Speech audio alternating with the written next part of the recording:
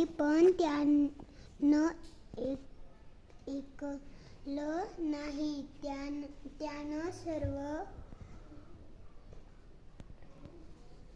मालमत्ता विकून टाकली. सर्व संपत्ती विकून टाकली. त्यानं हवा तेवढा माल खरेदी केला आणि तो व्यापारासाठी परमुखुलात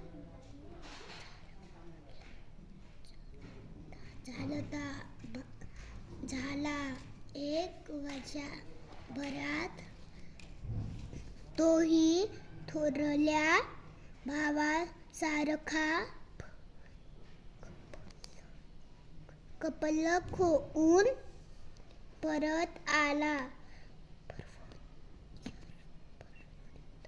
परंतु माझ्याजवळ आणखी 10,000 रुपये जमले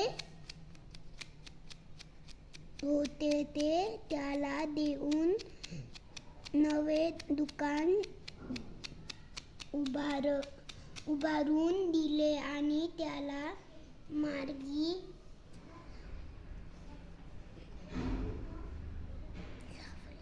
लावले. काही मास बरे गेले.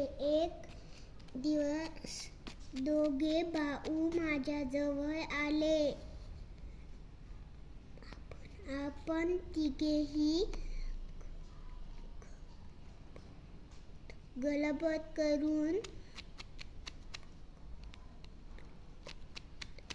करून परदेशी व्यापार करायला जाऊ असा त्यांनी आग्रह धरला. मी त्यांना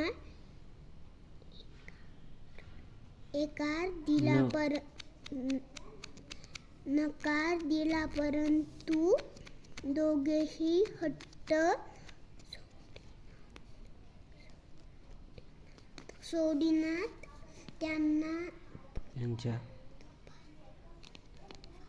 दबावाला बळी पडून मी होकार दिला, परंतु तयारीची वेळ आली तेव्हा त्या दोघांजवळ मी दिलेल्या भांडवलापैकी काही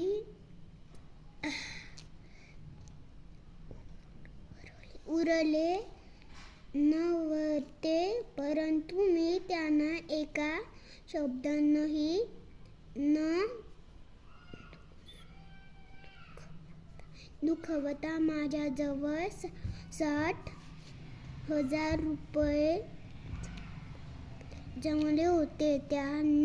त्याचे 2 वाटे करून मी त्यांना म्हणालो, आपण प्रथम 30,000 रुपये व्यापारात घालू. बाकीचे 30,000 गुप्त जाही ठेवू. आपण ही आपली सफर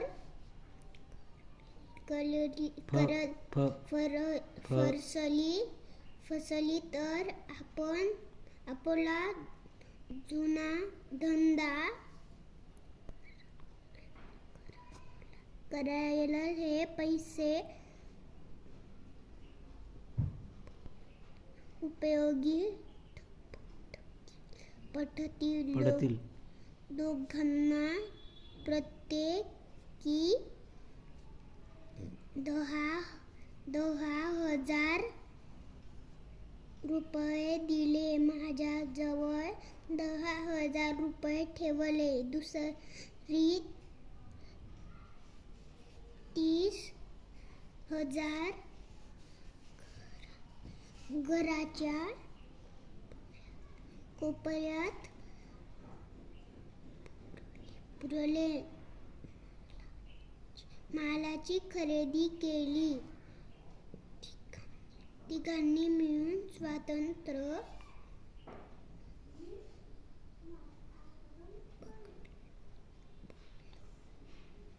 बलबत खरेदी केल्या. त्यावर सर्व माल भरून आम्ही